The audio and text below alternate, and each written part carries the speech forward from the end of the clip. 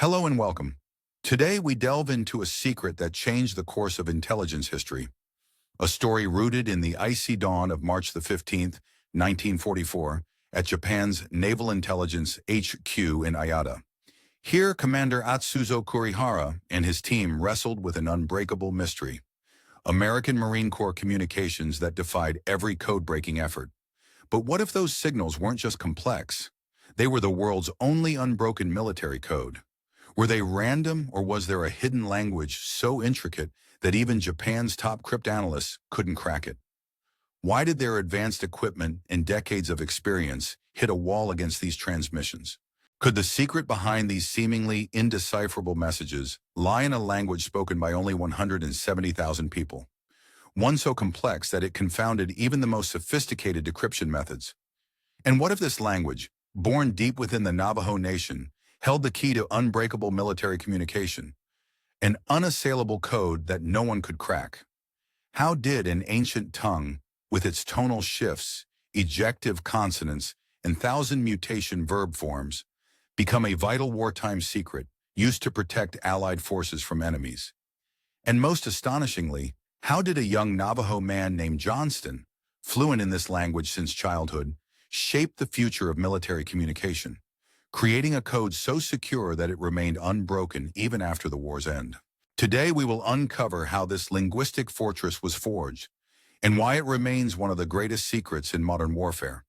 Because what you are about to learn could rewrite everything you thought you knew about communication, secrecy, and the power of language itself. The story begins right now. On the cold morning of March the 15th in the year of 1944, a tense atmosphere pervaded the quiet room of Japan's Naval Intelligence Headquarters, situated amidst the bustling city of Ada. Within the walls of the communications unit, Commander Atsuzo Kurihara sat staring intently at the cryptic message that had been intercepted and desperately trying to decipher its meaning. His third cup of bitter, steaming tea had cooled to lukewarm on his cluttered desk, untouched and forgotten, as his mind focused solely on the task at hand. For the past 18 hours, he and his dedicated team of some of Japan's most skilled cryptanalysts had been tirelessly working to unravel the secrets hidden within what appeared to be American Marine Corps tactical communications, originating from the ongoing operations in the Marshall Islands. Despite their extensive experience and advanced analytical techniques, the sounds transmitted through their wireless receivers refused to yield their secrets. Every attempt to decode the signals had hit a stone wall. The noises weren't random or meaningless, however. The pattern of the transmissions indicated a carefully structured form of military communication. The timing of the signals suggested they were linked to specific operational maneuvers, pre-attack coordination, or strategic planning messages.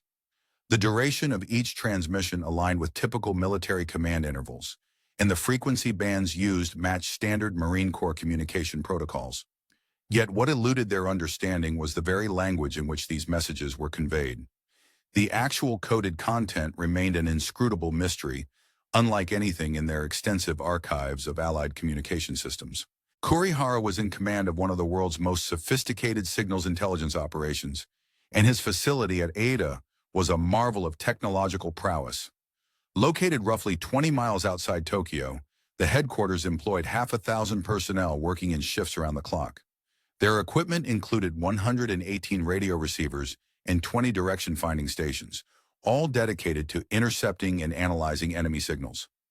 His cryptanalysts had achieved remarkable successes in the past, having deciphered American diplomatic traffic, British naval signals, and numerous Army codes.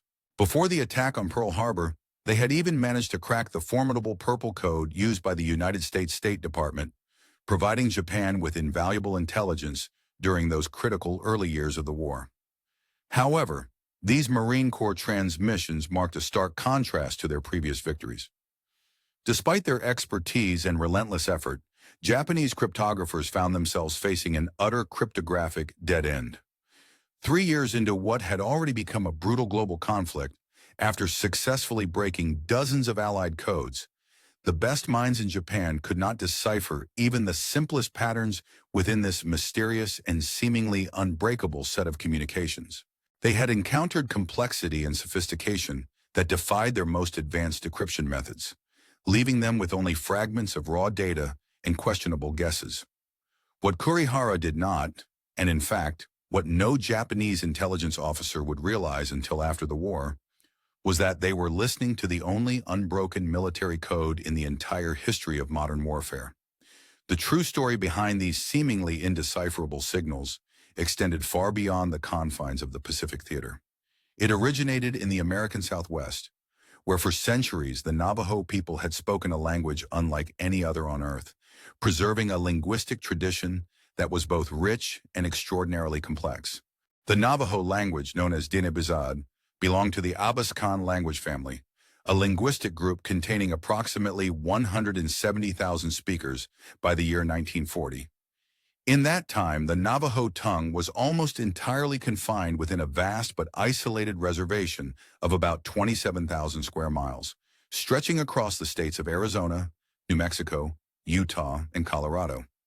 The unique features of this language, its phonology, grammar, and vocabulary, had evolved over countless generations, making it an extraordinarily difficult cipher for outsiders to penetrate.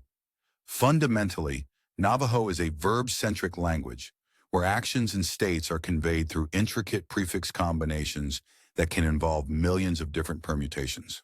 Its tonal system added another layer of complexity. The language employs 4 distinct tones, high, low, rising, and falling, that can completely change the meaning of a word depending on how it is spoken. A slight mispronunciation or tonal shift could transform a clear sentence into a string of unintelligible sounds, rendering communication effectively impossible for those unfamiliar with its nuances. Adding to this complexity are the remarkable phonetic characteristics of Navajo, which include sounds and articulations absent from many of the world's other major languages. The language features ejective consonants, sounds produced by explosions of air using the glottis, alongside voiceless lateral fricatives, which produce a whispering wind-like noise through the teeth, as well as glottalized sonorants and nasalized vowels. For Japanese speakers, whose language is limited to 5 basic vowel sounds and relatively simple consonant structures, accurately perceiving and reproducing these phonemes presented an insurmountable challenge. Their ears were simply not attuned to the subtle, complex sounds that made Navajo linguistically unique, and extraordinarily, Johnston recognized the formidable military potential embedded within this linguistic fortress. Born in the year of 1892 to a Protestant missionary on the Navajo reservation, Johnston was immersed in the Navajo language from an early age, growing up speaking it fluently. His proficiency was so rare that he was among fewer than 30 non-Navajo individuals worldwide who could claim such mastery. By the time he was just 9 years old, Johnston was already translating his father's sermons into Navajo, demonstrating an exceptional linguistic skill early on. When he reached the age of 15, he had traveled all the way to Washington, D.C. to serve as a translator for Navajo leaders, even getting the chance to meet President Theodore Roosevelt himself.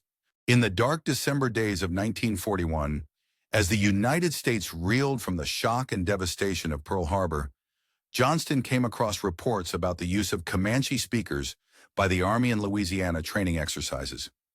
These units had employed Native American languages to develop secure communication methods, a strategy born out of necessity. During World War I, the Choctaw had also contributed by serving as code talkers. However, those efforts had been somewhat improvised and limited in scope. Johnston envisioned a revolutionary new approach, creating a formal military code rooted in Navajo, one that would be both unbreakable by enemies and practical enough for the demands of contemporary warfare. On the 28th of February, 1942, Johnston took the bold step of presenting his idea to Major General Clayton Vogel at Camp Elliott, situated near San Diego. The demonstration he organized was nothing short of extraordinary. 4 Navajo men from Los Angeles, trained for this purpose, transmitted messages while Marine officers meticulously timed their performance against standard cryptographic procedures. The results spoke volumes. The Navajo speakers completed their message transmissions in just 20 seconds, a stark contrast to the 30 minutes it typically took to decode messages encoded with the M209 cipher machine. Impressed by this extraordinary display of speed and security, General Vogel approved a pilot program to explore this innovative method further. Just a few months later, on May the 4th of 1942, 29 Navajo recruits were formally sworn into service at Fort Wingate, located in New Mexico. Among them were notable individuals such as Chester Nez, Carl Gorman, Lloyd Oliver, and John Bennerly. These men hailed from various parts of the Navajo reservation. Some had attended boarding schools where speaking Navajo was strictly forbidden and even punishable, a consequence of efforts to assimilate native children into Western customs. Others were traditional sheep herders, men who rarely left their ancestral lands and had little contact with modern society. For 8 weeks at Camp Elliott, these recruits worked in a secure, guarded building, tasked with developing a military code based entirely on their native language. The scope of the task was monumental. They had to create terminology to describe complex military concepts that didn't exist in Navajo, develop an alphabet system, and ensure that the code was both memorable and expandable. The Navajo Code was constructed through a process deeply rooted in cultural logic. For instance, a submarine was referred to as bestow, evoking the image of an iron fish swimming beneath the surface of the water. A battleship was called lot whale, comparing it to the ocean's largest creature. Fighter planes, swift and agile, were named da, hummingbirds darting through the air, while bombers were jashu, buzzards circling ominously before swooping down. Designing the alphabet posed its own challenges. Each letter in the Navajo-based code required multiple Navajo words to prevent frequency analysis, a tactic used by enemies to break codes. For example, the letter E, which is the most common letter in English, had 4 alternative Navajo words: elks, iter, hair, and WWII, meaning ear. The code talkers would then switch randomly among these options, effectively destroying any predictable patterns and strengthening the code's security. They meticulously developed a vocabulary comprising 211 terms, which they memorized flawlessly. There could be no room for error, as reliance on physical codebooks would be too risky if captured. Chester Nez vividly recalled their rigorous training, stating, "We drilled endlessly. A mistake could cost lives. In our culture, words carry power. Speaking correctly was sacred." Their precision and dedication paid off when in August of 1942, the first test of the Navajo Code took place amid the fierce fighting on Guadalcanal. A team of 15 code talkers landed with the initial Marine Division to support the invasion. The Japanese forces had anticipated the assault, having managed to decode some of the Allied communications in previous engagements. However, the sudden shift in communication security, with tactical messages now transmitted in Navajo, rendered their efforts useless, as Japanese signals intelligence units were baffled by the indecipherable messages being relayed. At the headquarters of the Japanese 8th Fleet in Rabaul, the enemy's intelligence officers scrambled to understand. During the intense and often bewildering communications of the war, the Allies found themselves confronting a series of transmissions that defied all conventional understanding. Lieutenant Kazuo Yamada, a well-educated officer who had studied at Stanford University before the outbreak of hostilities, reported that the intercepted signals bore the hallmarks of structured language.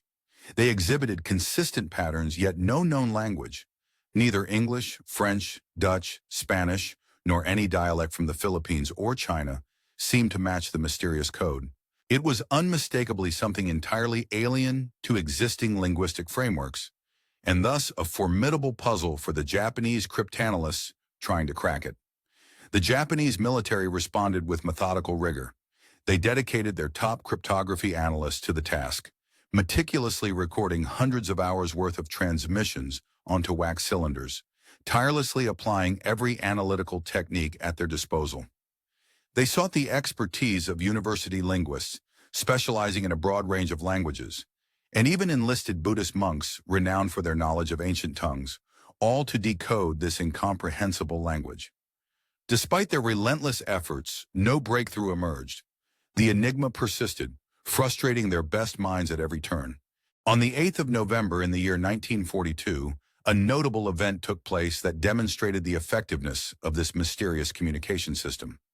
A Navajo code talker named Chester Nez transmitted artillery coordinates that directly resulted in the destruction of a Japanese machine gun nest. The entire exchange lasted only 14 seconds, and although the transmission was intercepted by Japanese forces, the signals appeared as meaningless noise. an indecipherable jumble of sounds to their operators. Yet within minutes, American artillery shells pinpointed the target with extraordinary accuracy, highlighting the practical efficiency of the Code Talkers system. This success alarmed the Japanese intelligence community profoundly.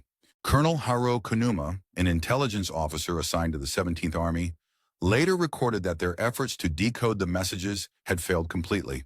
He wrote, "The Americans have deployed a code that defeats every attempt. We can no longer anticipate attacks. We are fighting blind." Such a statement underscored the strategic advantage gained through this unbreakable communication method. A significant figure in this cryptographic landscape was Joe Kalumia, a Navajo soldier who had been captured during the Battle of Bataan in April of 1942. Despite being fluent in Navajo, Kalumia had no knowledge of the military code being developed by the Americans, a secret language designed specifically for secure wartime communication. When Japanese cryptographers intercepted Navajo transmissions, they brought Kalumia in for interrogation at the Ona facility. They played recordings of Code Talkers' transmissions, hoping he could decipher them. Kalumia recognized the Navajo words, but the sequences were rendered in random, nonsensical combinations. Phrases like, "The turtle is attacking the iron fish," or "The hummingbird carries eggs." Unable to translate these phrases into any meaningful military terms, he was accused of lying. Over the following months, the Japanese intensified their interrogation efforts, subjecting Kalumia to systematic torture. They employed waterboarding, beatings, and even prolonged hanging by the arms. During the brutal winter of 1943, they forced him to stand naked in the snow until his feet froze solidly to the ground. They starved him, offering morsels of food only in exchange for translations. But no matter the brutality, his response remained the same. He could only repeat the truth that he understood the words but not their military significance. A Japanese intelligence report from May of the same year reflected their mounting frustration. The document stated that Kalumia appeared to be a native speaker of the mysterious language, but was incapable of understanding the message's military content. The report concluded that the resistance demonstrated by Kalumia was either extraordinary or that the Japanese were up against a code embedded within the native language itself, one that required specialized training to decipher. This latter assessment proved to be correct. Even Navajo speakers fluent in the language could not understand the coded messages without specific training in the military code system. Kalumia's inability to provide useful intelligence on the communications confirmed that they were dealing with an unprecedented form of secure encryption. His steadfast refusal to betray the code's secrets, despite the brutal treatment, underscored the uniqueness and resilience of this native language-based cipher. Kalumia survived for 3.5 years as a prisoner of war, enduring unimaginable hardships. His inability to help Japanese interrogators crack their confidence, leading them to believe they faced something wholly new and unparalleled in the history of wartime cryptography. By late 1943, Japanese efforts to decode Navajo transmissions largely ceased. Their focus shifted to other tactics, as they recognized that these messages were, in fact, unbreakable. The turning point came during the operations at Guadalcanal. The success of the Navajo Code Talkers was so significant that it prompted an immediate expansion of their role.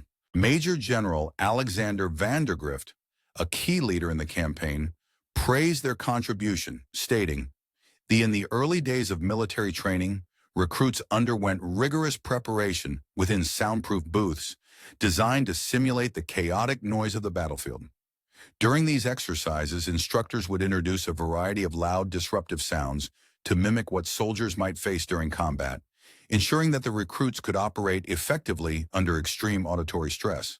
To add to the realism, the trainees practiced transmitting vital messages while wearing gas masks, which hindered clear speech and tested there to communicate under physically exhausting conditions.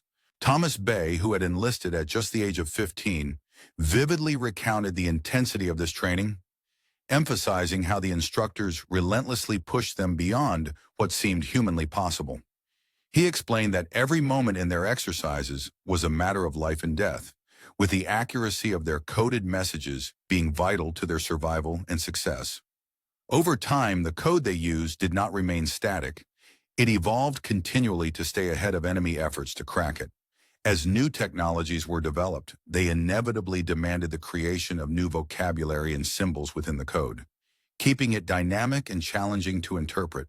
For example, the atomic bomb, a groundbreaking and terrifying weapon of the era, was secretly known among these code talkers as Ayashi, which translated literally as metal egg. Similarly, Japanese pilots of what was known as the kamikaze fleet were given the term neti, meaning death wind, a code word that conveyed both the threat and the urgency of their mission. These coded words were logically derived and made perfect sense to Navajo speakers, who had created and used the language for generations. Yet to outsiders, they appeared as incomprehensible and indecipherable strings of sounds and symbols. By the middle of the year 1943, it was clear that Japanese intelligence was putting substantial resources into efforts to decipher the Allied codes. The Imperial Navy's 4th Section, dedicated specifically to signals intelligence, assigned no fewer than 30 cryptanalysts exclusively to analyze intercepted transmissions, highlighting the strategic importance Japan placed on cracking these messages. Captain Yoshiro Tanaka, leading these efforts, attempted several innovative analytical methods.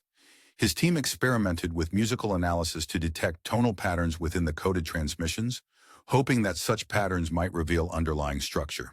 They also compared these sounds to recordings of Native American music, seeking parallels that might help uncover meaning. To assist their work, scholars who had studied indigenous languages and musical traditions in America were consulted, providing valuable insights.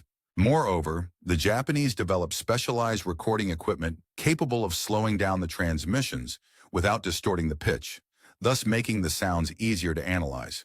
They also employed oscilloscopes to produce visual representations of the audio signals, transforming intangible sounds into visual patterns that could be scrutinized more carefully.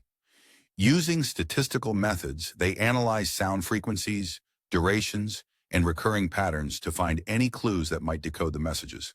Lieutenant Commander Masao Yamada later revealed that through these techniques, they managed to identify certain recurring patterns, such as probable call signs and correlations between message length and the complexity of the ongoing operation. However, without understanding the actual words or language, these findings proved to be of limited practical value. Nonetheless, the Japanese forces recognized the importance of capturing the American code talkers themselves. Orders were issued to locate and seize Marine communication personnel alive, with rewards of 10,000 yen, equivalent to 10 years' worth of a soldier's salary, offered for equipment or materials used by the code talkers. Despite several close encounters, the Japanese never succeeded in capturing a code talker with their equipment entirely intact, thus missing critical opportunities to decode the messages. The significance of the Navajo Code Talkers was vividly demonstrated during the Central Pacific Campaign. At the pivotal Battle of Tarawa in November of 1943, a group of 6 Navajo Code Talkers maintained communication for an entire period of 76 hours amidst fierce and intense combat. One of them, Lloyd Oliver, transmitted continuously for 48 hours without pause, coordinating naval gunfire against the enemy, despite constant shelling and dangerous conditions. During the Mariana Islands campaign, 24 Navajo Code Talkers operated around the clock at Saipan, ensuring uninterrupted communication flow. Lieutenant Commander Takashi Hirakawa, part of the Japanese efforts to intercept enemy messages, managed to decode conventional communication channels, allowing his forces to anticipate the American invasion. Yet once the Marines had landed, the tactical intelligence they had relied upon suddenly vanished, leaving commanders feeling abandoned and severely hampered in their strategic planning. Colonel Takashi Saito remarked, "Commanders felt abandoned without the intelligence they depended upon, acknowledging the critical phase when their efforts to decipher the code proved insufficient." One of the most remarkable episodes illustrating the resilience and skill of the Navajo Code Talkers occurred at Palalo. There, Code Talker Jimmy King, after his partner was killed in action, heroically transmitted vital messages for 6 hours during a fierce counterattack. Despite being under direct fire, he coordinated artillery from 3 different battalions, sending a total of 40 messages flawlessly. During the intense and challenging campaigns of World War II, the Navajo Code Talkers played an indispensable role, demonstrating unmatched skill and precision in their communication efforts. These Native American soldiers transmitted and received over 800 messages flawlessly, with not a single error disrupting the flow of vital information. Their contributions were crucial in orchestrating the landing of 30,000 Marines, coordinating naval gunfire from 100 ships, providing close air support, identifying enemy positions, organizing medical evacuations, delivering supplies, and issuing tactical directives, all while under continuous enemy fire. Their impeccable coordination and secret code underpinned the success of many critical operations. Major Connor, a commanding officer, later testified with conviction that without the Navajo Code Talkers, the Marine assault on Iwima would have been almost impossible to achieve successfully. Their unique linguistic skills provided an encrypted channel of communication that was immune to the enemy's attempts at interception and decoding. Throughout the first 48 hours of the operation, I personally observed 6 Navajo radio nets functioning tirelessly around the clock. They managed to send and receive more than 800 messages without a single mistake, showcasing their extraordinary reliability. The entire communication infrastructure relied solely on Navajo code, which proved to be an unbreakable cipher. Colonel Shigo Hayashi, Japan's military intelligence officer, reported to General Kuribayashi that the American codes remained entirely unbreakable by Japanese forces. Requesting artillery support through the Navajo code would be completed in approximately 20 seconds, whereas the same request via traditional methods could take up to 30 minutes, a difference that often determined the outcome of engagements. This rapid communication capability was critical in either destroying enemy positions before they could react or losing them altogether. During the battle at Okinawa, the Navajo Code Talkers coordinated the largest assault in the Pacific Theater, involving some 183,000 troops over a span of 82 days. Despite Japanese efforts to jam signals and mimic voices in an attempt to intercept or confuse, they failed to replicate the tonal qualities and fluency of Navajo speech. Japanese attempts to imitate Navajo Code Talkers, such as Lieutenant Hiroshi Miyamoto's efforts to mimic the tonal patterns, were notably unsuccessful. According to Alfred Newman, one of the original Navajo Code Talkers, Miyamoto's mimicry sounded like someone goggling or trying to talk while choking, highlighting the distinctiveness of Navajo phonetics and tonal inflections that the Japanese could not replicate.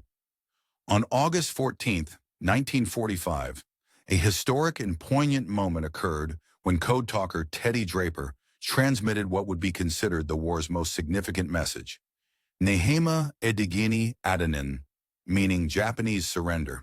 This message, relayed through Navajo channels before reaching conventional lines, symbolized the power and importance of their cryptographic efforts. It served as a fitting and symbolic conclusion to the Code Talkers' pivotal role during the war, marking the culmination of their silent but decisive contribution. After hostilities ceased, American interrogators revealed the extensive Japanese efforts to decipher Allied communications and their complete failure in cracking the Navajo Code. Lieutenant General Shiso Arisu, Japan's chief of intelligence, admitted with frankness that Japanese forces never succeeded in breaking the Marine Tactical Code. They had, however, managed to decode Army, Air Force, and diplomatic codes, but the Marine Code remained entirely secure. Captain Yasuji Kawamoto confirmed that Japanese analysts recorded thousands of transmissions and that their best linguists studied these messages for more than 3 years, yet nothing could penetrate the Navajo encryption, marking it as the greatest cryptanalytic failure in Japanese military history. In 1944, analysts observed tonal patterns within the intercepted Japanese communications that suggested the use of indigenous American languages, prompting Japan to seek assistance from German linguists. However, due to the wartime constraints and German ignorance of Navajo, no breakthroughs were achieved. Colonel Masao Yamada candidly stated that their inability to decipher Marine communications cost thousands of Japanese lives, as every Marine operation after 1942 was shrouded in mystery until the moment it was executed. The failure to decode these messages left Japanese forces at a severe disadvantage. Survivor accounts from Navajo Code Talkers such as Major Hiroshi Tanaka, who fought in Iwima and lived to tell his story, describe the psychological toll of their work. As Tanaka reflected, the inability to understand the Navajo language made Japanese soldiers feel primitive and defeated even before a single shot was fired. A deep sense of helplessness and inferiority before the might of the Allied forces. The end of the war did not mark the conclusion of the Code Talkers' burden. Their classified work remains secret, held under tight security for potential use in future conflicts during the Cold War era. Returning home, these brave men found themselves silenced about their service. In the United States, they faced discrimination and were denied voting rights until 1948 in New Mexico and Arizona, and until 1957 in Utah. Many restaurants and hotels refused to serve them, and despite their in the intricate tapestry of history, one of the most remarkable chapters involves the ceremonial purification of warriors, an ancient tradition meant to cleanse them of the spiritual scars inflicted by warfare. This ritual was more than mere symbolism. It was a profound act of restoring balance and sanctity to those who had endured the chaos of battle. As Don Urke, a respected Native American elder, explained, their language was once a powerful tool wielded for destruction, used to communicate death and devastation. Yet over time, they recognized the need to redefine its purpose, transforming it from a means of killing into a medium of healing and renewal. These ceremonies served as a vital reminder that their language was not just a mode of communication, but a sacred vessel imbued with spiritual significance. It was through these sacred rites that they reaffirmed their cultural identity and preserved the sanctity of their words. In the year 1968, the United States government officially declassified the program that had harnessed their language for military use, opening the door for recognition and acknowledgement of their unique contributions. The following year, at a reunion of the 4th Marine Division, the first formal acknowledgement was made, highlighting the importance of their role. It was not until August 14, 1982, that President Ronald Reagan designated that day as National Navajo Code Talkers Day, a gesture to honor their extraordinary service and bravery. However, the most profound recognition came on July 26, 2001, when President George W. Bush awarded the original 29 Navajo Code Talkers the Congressional Gold Medals in a grand ceremony held in the Capitol Rotunda, a hallowed space symbolizing national gratitude. Sadly, only 5 of these original heroes were able to attend, a poignant reminder of the passage of time and the fading presence of those who had made such a crucial impact. President Bush spoke movingly during the ceremony, emphasizing that today we honor 29 Native Americans who provided a service that only they could give to their country. Responding with characteristic humility, Chester, one of the veterans, reflected, "We were ordinary men entrusted with an extraordinary task. We used our sacred language not just to communicate, but to help secure victory in the war." While it is true that Navajos are perhaps the most renowned among the tribes for their code, they were not alone in this effort. In total, 14 other tribes contributed their languages to this vital mission. The concept of code talking was pioneered during the First World War by individuals like Chow, who first recognized the potential of their native languages as secure codes. During the Second World War, 17 Comanche code talkers played a crucial role in Europe, notably participating in the legendary D-Day landings. Other tribes, including the Hopi, Cherokee, Lakota, and many more, contributed their linguistic skills to the war effort, each adding to the tapestry of Native American participation. In 2008, legislation known as the Code Talkers Recognition Act was passed to acknowledge the contributions of all tribes involved in this unique form of warfare. John Brown Jr., a veteran, observed that during their youth, others had dismissed their languages as insignificant or no good. Yet when the nation needed them most, these languages became invaluable tools for military communication, demonstrating the profound sophistication inherent in Native American languages. The Code Talkers effectively modernized Navajo in real time, developing grammatical structures and metaphors tailored specifically for military purposes, adapting their rich linguistic traditions to meet the demands of modern warfare. The agglutinative nature of Navajo allowed for the encoding of complex ideas within single words, transforming what in English would require entire paragraphs into concise, meaningful phrases. Dr. William Morgan, a linguist, noted that they proved indigenous languages were anything but primitive. Rather, they were capable of expressing a wide range of concepts, from sacred ceremonies to battlefield strategies, with remarkable precision. The Navajo Code not only provided secure communication, but also introduced a form of cultural encryption that relied on linguistic barriers that no mathematics or cryptographic algorithm could surmount. This innovation in secure communication had a lasting influence on military intelligence strategies after the war. Its significance endures today, especially as the rise of quantum computing looms, threatening to render traditional mathematical encryption obsolete. Colonel David Hatch, an expert in military history, evaluated that the achievement of the Navajo Code Talkers was unparalleled, a code that was never broken, never compromised, and that demonstrated human linguistic ability surpassing mechanical encryption systems. During the 1980s, Japanese scholars turned their attention to understanding the secrets of this unbreakable code. Professor Teo Yoshikawa disclosed that over 30 cryptanalysts worked intensively for nearly 2 years, consulting multiple universities and employing various analytical techniques in an effort to decipher the transmissions. Captain Minoru Yamada admitted that while they recognized it was a Native American language by late 1943, they could not identify exactly which tribe it belonged to, highlighting the extraordinary nature of its secrecy. Lieutenant Commander Shigeru Fukumoto expressed that the simplicity and elegance of throughout history, the concept of perfect encryption has often been considered the pinnacle of secure communication.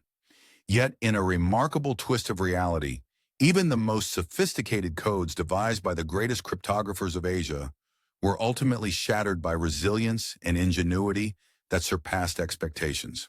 The story of the Navajo Code Talkers stands as a testament to this extraordinary paradox, showcasing a form of communication so uniquely unbreakable that it confounded the most advanced enemy efforts during World War II. Among the last of the original group of 29 Navajo men who initially pioneered this cryptographic effort was Chester Nez, a revered figure who sadly passed away on June 4, 2014. Today, only a handful of these brave individuals remain alive, specifically 2 seasoned code talkers, out of the approximately 400 Native Americans who served in this critical role. While neither Thomas H. Bay nor Peter McDonald was among the original 29, both became pivotal to the operational success of this groundbreaking code, with McDonald continuing to share his experiences well into his 96th year, exemplifying a lifelong dedication to safeguarding their collective legacy. This extraordinary chapter in American history underscores a profound truth about the nation's strength. It is rooted in diversity. The varied languages, cultures, and backgrounds of its people, once suppressed or marginalized, became some of its greatest assets. The Navajo language, which faced efforts at suppression and eradication, has now been recognized as strategically vital on the battlefield and in the broader scope of national security. Indeed, federal funding and policy now often reference the story of the Code Talkers as a symbol of the power embedded in cultural diversity.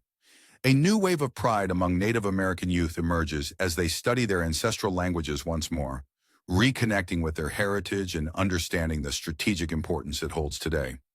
Dr. Jennifer Denadale, an acclaimed scholar, observed that the Code Talkers fundamentally transformed both Native American self-perception and the collective understanding of indigenous peoples across the nation. They demonstrated that their native languages were not antiquated relics confined to history museums, but vibrant, living resources essential for modern defense and communication. The Navajo Code Talkers achieved perhaps the most astonishing feat in military history. They created an unbreakable code that confounded Japanese intelligence throughout the entire span of World War II. Between approximately 375 and 420 Navajo Marines served in this clandestine endeavor, transmitting tens of thousands of messages, each one delivered flawlessly under the brutal conditions of combat without a single error. Their work played a crucial role in Allied victory and exemplified the extraordinary potential of human ingenuity. However, the deeper significance of their service extends beyond tactical brilliance. It symbolizes a powerful challenge to the prejudiced ideologies of the era. The use of the Navajo language, an indigenous tongue the government had long sought to suppress, became a fierce act of cultural resistance, a means of defending the nation while simultaneously asserting its native roots. These young men from marginalized communities demonstrated capabilities and resilience that even sophisticated allies could not replicate. providing resources and skills that transcended typical military measures. Japan's failure to decipher the Navajo Code was not solely a matter of tactical defeat, but a profound indication of their fundamental blindness. Japanese strategists had prepared for American technological advantages in conventional codes, yet they had overlooked the profound strength that lay in America's cultural and linguistic diversity, an inaccessible realm for their intelligence efforts. Languages and cultural identities they could not access, understand, or exploit became a strategic advantage, turning what might have been perceived as weaknesses into formidable strengths.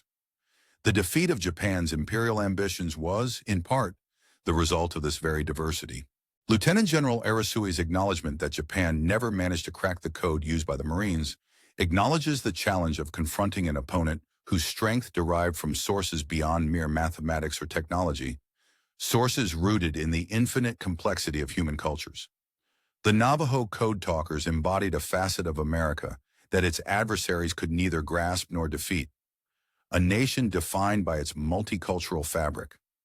The very schools intended to erase the Navajo language, such as the infamous boarding schools, became paradoxically key to the Pacific victory, as their efforts to eliminate indigenous languages unwittingly preserved and even fortified those languages' strategic significance. Today, as the last of the Code Talkers pass into history, their legacy remains vibrant and alive. The Navajo language, once forbidden and suppressed, is now taught with pride in classrooms across the land, serving as a symbol of resilience and cultural revival. Native American veterans are increasingly recognized for their extraordinary service rates, often exceeding that of other groups on a per capita basis, highlighting the profound contributions of indigenous communities to the nation's security. The idea that diversity inherently strengthens a nation's defenses has become an accepted doctrine, one that informs current military strategies and national policies alike. Across the vast Pacific battlefields where these voices once transmitted vital messages, the messages themselves carried a transcendent significance. They proclaimed that America's true strength resides not solely in its industrial capacity or technological prowess, but fundamentally in its diversity of peoples. The messages transmitted by the Code Talkers were so complex and encoded that even the most advanced decoding efforts by Japan's intelligence agents failed to decipher them during wartime. However, amidst these intricate ciphers, their most profound and universal message was unambiguous and clear: that diversity itself is a source of strength. The rich tapestry of different cultures, traditions, and perspectives serves as a powerful foundation for resilience and progress. Cultural heritage and unique indigenous knowledge are not relics of the past, but valuable resources that can be harnessed to serve contemporary needs and challenges. In a striking demonstration of this principle, young Navajo men used their sacred language not only as a means of secure communication during critical moments of conflict, but also as a symbol of peace and cultural pride. Their ability to transform what was once considered a secret, sacred code into a tool for unity and harmony exemplifies forever that the most formidable encryption lies within the diversity of human experience. This diversity, born out of countless stories, traditions, and wisdom, stands as an unbreakable code, resistant to all attempts to decode or diminish it. This unbroken code continues to live on in every Native child who speaks their ancestral language with pride and confidence. Every recognition of the importance of minority contributions reinforces the strength of cultural identity. Every acknowledgement that our differences, rather than dividing us, actually enrich and empower us, underscores the idea that diverse perspectives are vital for collective resilience and growth. It is through embracing our distinct backgrounds that we forge a more robust and unified society. The Code Talkers demonstrated beyond doubt that our differences are not weaknesses to be overcome, but strengths to be celebrated and cherished. They serve as eternal proof that many voices, cultures, and languages, when united by shared principles of freedom and respect, create an indestructible fabric that embodies liberty itself. This fabric is woven from diversity, making it resilient, adaptable, and everlasting, embodying the very essence of freedom through the harmonious coexistence of many.